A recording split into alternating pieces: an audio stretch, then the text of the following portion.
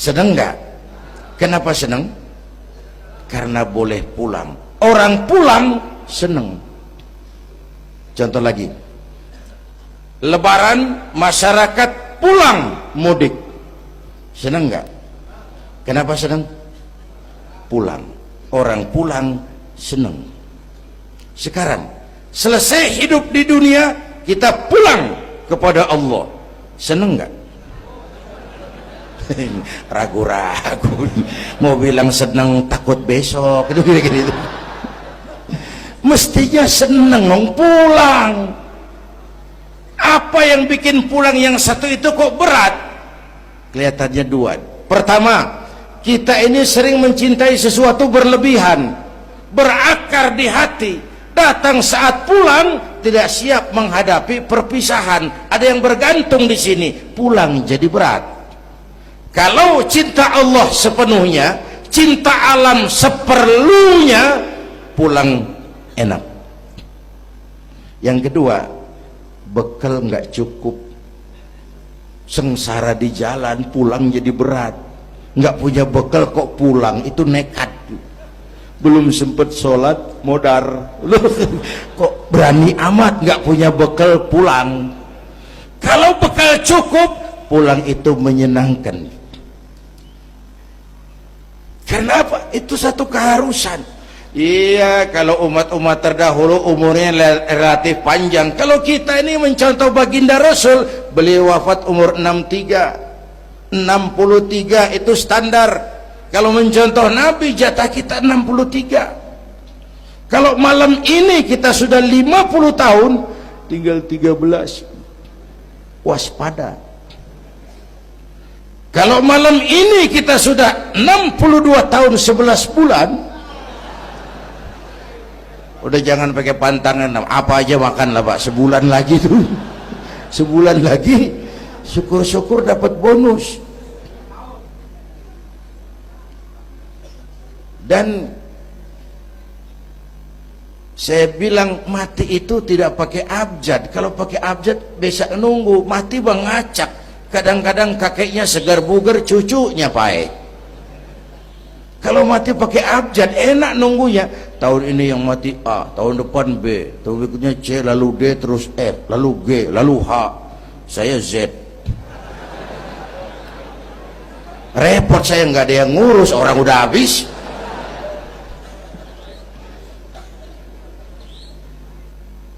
Bapak Ibu hadirin, malah aneh. Jam 6 pagi sopirnya mati, jam 10 siang 4 jam kemudian Mbah Suripnya yang mati. Sebelum mati dia pesan sama teman saya W.S. Rendra, Mas, saya kalau mati tolong dikubur di bengkel teater Depok. Monggo, dikubur sama Rendra. Belum seminggu Rendra yang ngikut mati. 1 bulan sebelum Rendra, lebih dahsyat lagi, Michael Jackson mati. The King of Pop, raja pop dunia mati. Apalagi penyanyi keroncong, lebih mati lagi. Ada hidup sesudah mati, ada akhirat sesudah dunia. Semua kita perantau, dan perantau harus pulang. Bapak Ibu hadirin yang saya hormati, oleh karena itu, dengan semangat itu, ayo kita tingkatkan ibadah kepada Allah Subhanahu. Penutup, Isra Mi'raj itu filter. Setelah terjadi peristiwa itu kelihatan, yang beriman makin mantap, ini golongan Abu Bakar Siddiq.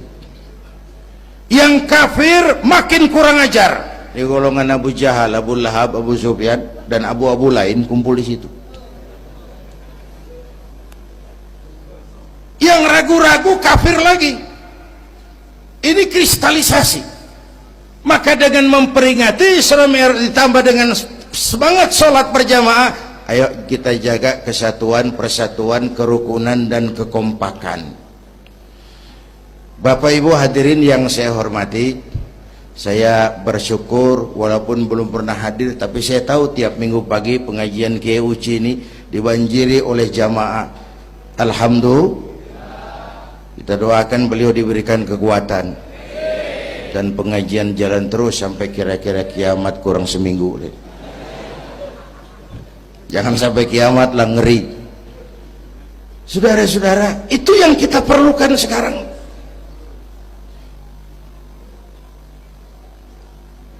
Menjaga semangat kebersamaan seperti diajarkan di masjid ini. Coba baik tinggali akhlak masjid. Siapapun masuk masjid copot sendal, buka sepatu. Kenapa? Tidak ada warga kelas 1 di sini. Semua sama di depan Allah. Ini masyarakat yang mau kita bangun. Lurah masuk masjid buka sepatu, rah. Camat masuk masjid buka sepatu, mat. Wali kota masuk masjid buka sepatu. Ini Pak yang ngomong dia tuh. Sembarangan tak.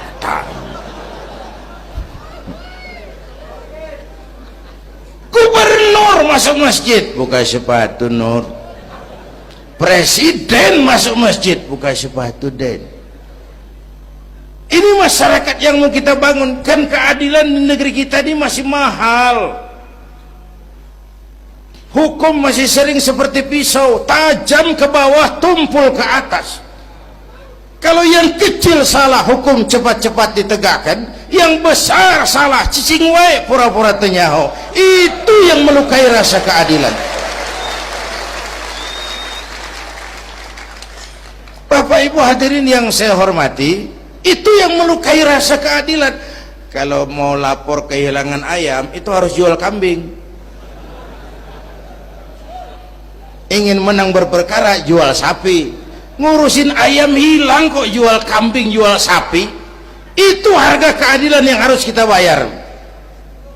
Karena itu ke depan belajar dari sejarah, kita bukan cuma perlu pemimpin pinter, tapi juga benar. Malahan lebih baik benar enggak tapi pintar ketimbang pintar tapi enggak benar.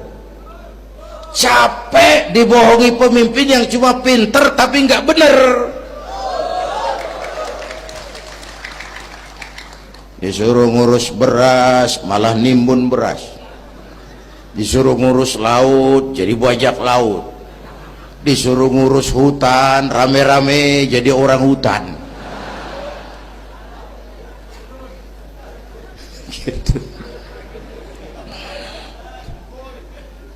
Kita rindu munculnya sosok-sosok macam Umar bin Abdul Aziz. Punten nih, itu Umar bin Abdul Aziz waktu terpilih jadi khalifah, yang pertama diucapkan innalillahi wa inna ilaihi raji'un. Terpilih jadi presiden, bukan alhamdulillah, innalillah. Pagi dilantik, malam pesta. Pesta apa? Dangdut? Enggak. Pesta air mata. Di mana? Di mihrab dalam masjid, sujud sambil berlinang air mata. Istrinya tanya, "Bang?" "Iya sayang." "Oh, udah dengerin aja, orang improvisasi." "Iya sayang, abang kan sekarang jadi khalifah." "Kenapa nangis, Bang?" "Itu Fatimah, itu sebabnya saya nangis karena saya dipilih aklamasi secara sebagai khalifah. Setelah jadi pemimpin yang terbayang oleh saya, yatim piatu yang merintih kelaparan, janda-janda tua yang perlu bantuan, rakyat saya yang belum bisa menemukan haknya secara wajar, saya takut saya zalim kepada mereka. Saya nangis mohon pertolongan Allah."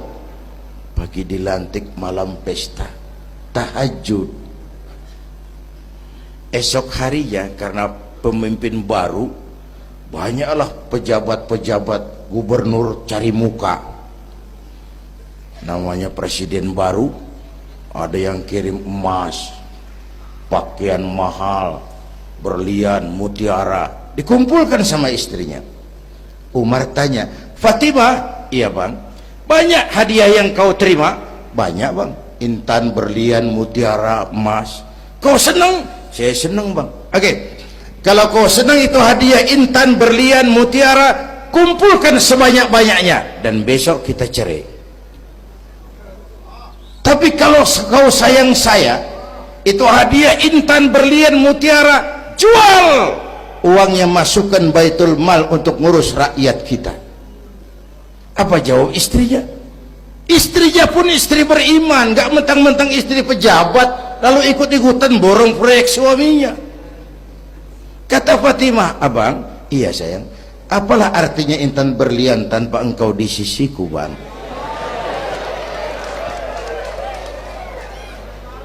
Jual sajalah, jual untuk ngurus kepentingan rakyat.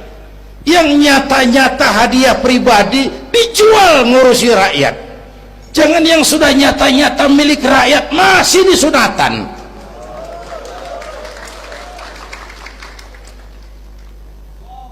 Yang antik lagi, satu malam beliau kerja di kamar pakai lampu templok, nulis. Datang seorang tamu, Assalamualaikum ya Amirul Mukminin. Waalaikumsalam. Silakan duduk. Ada apa? Enggak, cuman mau ngobrol.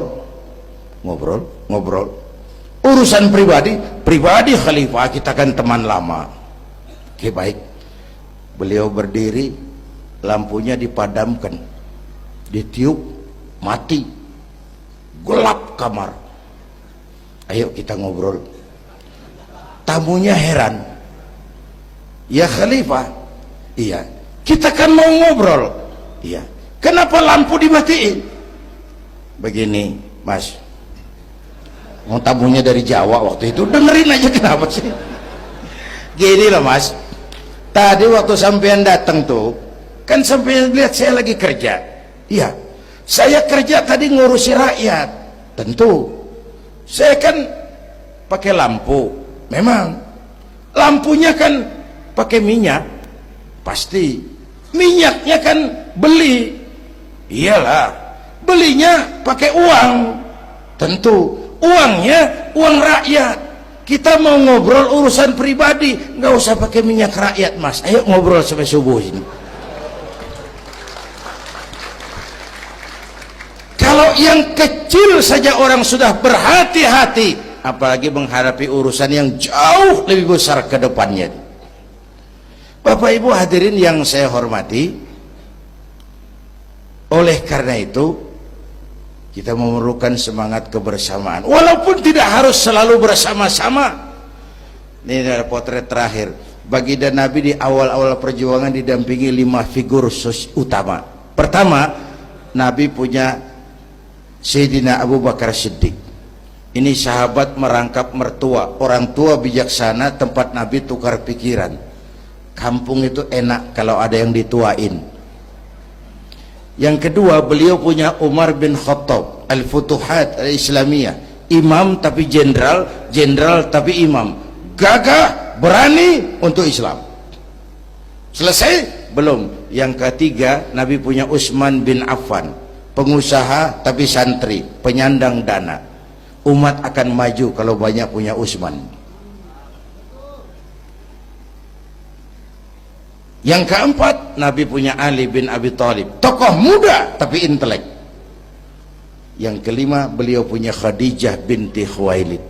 5 figur utama bahu-membahu membantu perjuangan Nabi. Begitulah kita berjuang, mesti punya segala hal, mesti punya senjata yang namanya golok, gergaji, pisau, silet, harus punya. Kapan makainya, lihat lawannya. Yang kamu hadapi apa? Kumis pak, silet turun.